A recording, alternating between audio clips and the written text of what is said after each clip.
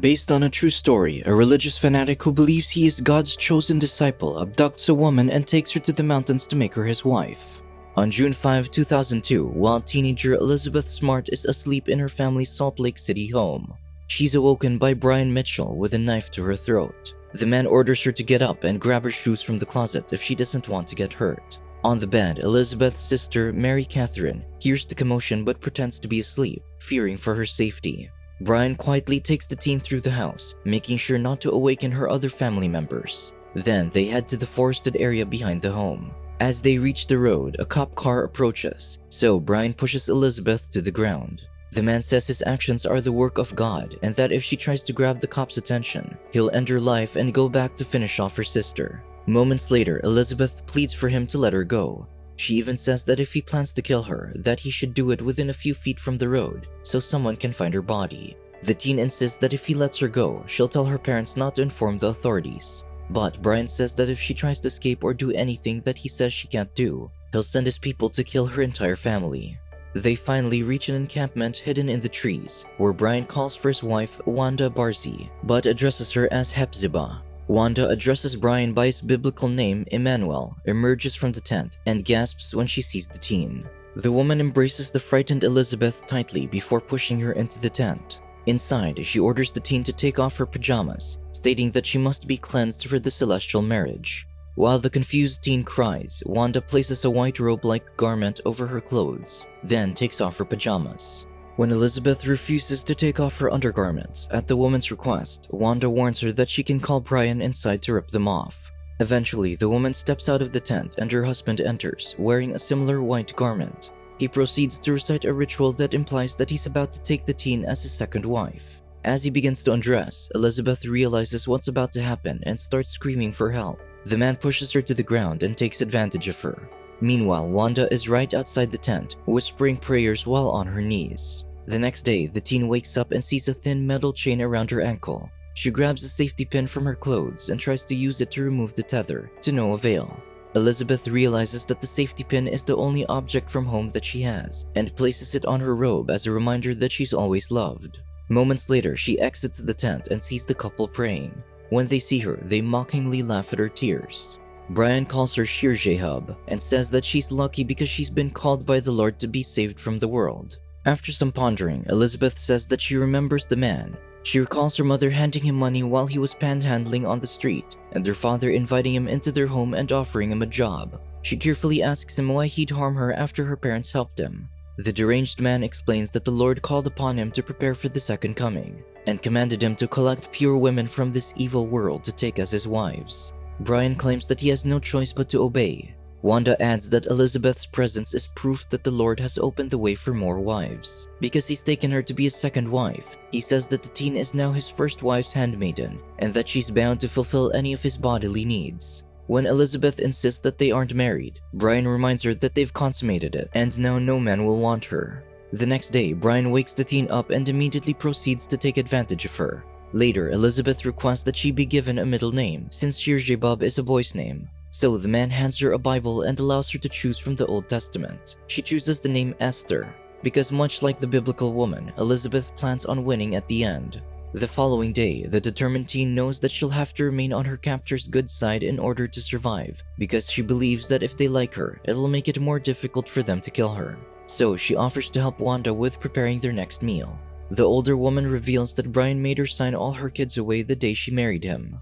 During the meal, Elizabeth hears her Uncle Dave's voice calling out for her. To keep her from making any noise, Brian threatens to kill her uncle, so the teen has no choice but to remain silent. The next day, she sees a helicopter hovering above the trees, so she grabs the opportunity to wave her arms and scream for help. Unfortunately, her captor pushes her into the tent, where they lay silently until the aircraft passes. 1 week since her capture, Elizabeth still has hope that people are out searching for her. But because it's been days with no sign of help, she realizes that Brian and Wanda have done a good job hiding away from civilization.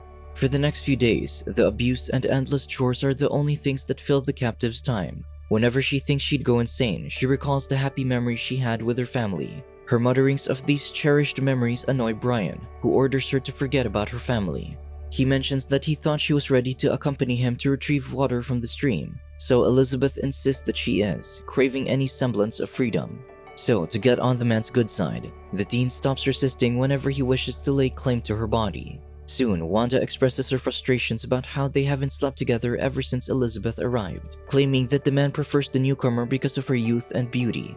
To appease his jealous wife, the man says he'll lay with Wanda in the morning and Elizabeth at night. Eventually, Brian unlocks the teen's chain using the key on the string around his neck. This delights the prisoner because water's been scarce. They head to the stream where the man orders her to fill the empty jugs. She intentionally presses her shoes on the muddy ground to leave tracks for possible search parties. Later, while Brian is away preaching in the nearby towns, Elizabeth asks Wanda what else he does while he's away. The woman says her husband takes what they need from stores in the name of God. When the teen points out that what he does is shoplifting, the woman takes offense to her words.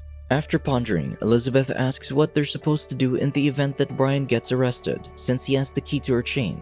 Instead of entertaining her concern, Wanda breaks out into song and heads inside the tent. The prisoner takes the opportunity to try and unlock the chain using her safety pin. Suddenly, she hears the man approaching, so she hides the object in the soil. Brian presents her with a missing flyer with her picture on it, explaining that it's plastered everywhere in the city. Before he allows her to eat any of the food he's brought, he orders her to drink wine, which he claims is the sacrament. When she refuses to partake, he threatens not to let her get any sleep, water, or food. With no other choice, Elizabeth reluctantly gulps down 2 cups of wine, after which the man finally hands her some food to eat. On the 24th day since her capture, Wanda and Brian argue about the lack of water in their encampment and how they're all dehydrated. That night, Elizabeth wakes and sees a full cup of water. She doesn't know where it came from because she's sure there wasn't a drop of water left in the camp. Indifferent of its source, she's just thankful that it appeared when she needed it most and calls it a miracle. 1 week later, on the 4th of July, Brian returns from town and joyfully tells his wives that they can watch the fireworks tonight. So he unlocks the teen's chain and the trio head to the edge of the forest, where they sit and admire the beautiful explosions in the sky.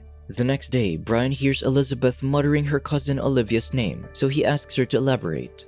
The teen says that Olivia's around her age and that she's her best friend. Later, after much thought, the man proclaims that he's received his next orders from the Lord, who says that he must take Olivia as his 3rd wife. Panicked, Elizabeth begs him not to do it. At first, she feels guilty for even mentioning her cousin's name, but admittedly wonders if it wouldn't be so bad having her around, because at least she won't be alone. Brian takes off his robe and prepares to head back to the house to abduct Olivia.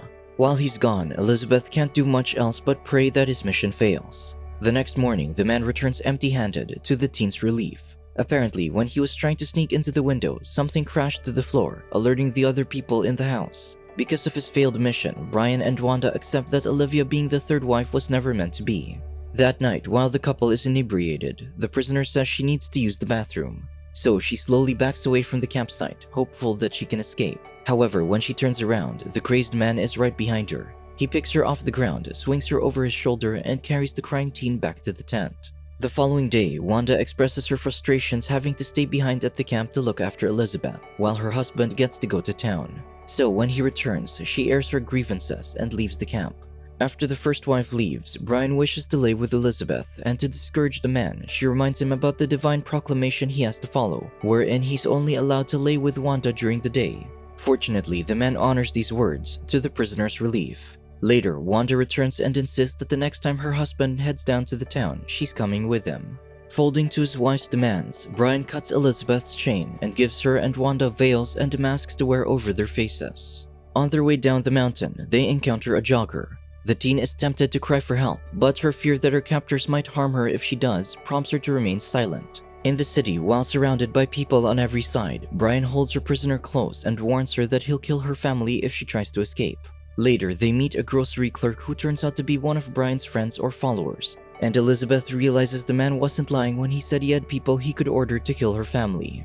The clerk informs the man of a party happening that night. At the party, where the people partake in drink and illegal substances, Brian is irate when the clerk approaches the teen, whom he claims is his daughter. Wanda abhors everything happening around her and orders that they all head back to camp. As winter approaches, the trio head to the Salt Lake City Public Library to research potential places for them to relocate. Due to their unusual dress, they draw attention from some people who alert the authorities. Soon, a police detective approaches their table, so Wanda squeezes the teen's thigh to keep her in check. The cop asks Brian if he can see his daughter's face under the mask to see if she's the missing girl they've been looking for. However, the man says she can't show her face in public for religious reasons. The cop insists that all he needs is to take one look at her face, so Brian counters that if his daughter was the missing girl from the news, she wouldn't just be sitting there saying nothing. The truth was, Elizabeth wanted to speak up, but the fear for her life and her family's life kept her silent. On day 102 in the San Diego foothills, where Brian has chosen to relocate for the winter, Wanda and Elizabeth pick fruits from the cacti surrounding their camp. Later, the prisoner noticed the couple constantly bickering about the man's inability to provide his wives with food and water. He's even completely disregarded the divine proclamation that allows him only to lay with Wanda during the day because he insists on being with Elizabeth. 50 days later, a man nearly wanders into their encampment. To keep the man safe, the teen chooses to remain silent because she knows if she screams, Brian will kill her and possibly kill the man too. Because he thinks they're too close to civilization, the crazed man orders his wives to pack up to move. 32 days later, in the San Diego mountains, Wanda's mounting frustrations with her husband, further straying from the Lord's teachings, as well as her shortcomings as a provider, compel her to threaten to end her own life. The man wrestles away the knife from the woman's hands, and she walks away from camp.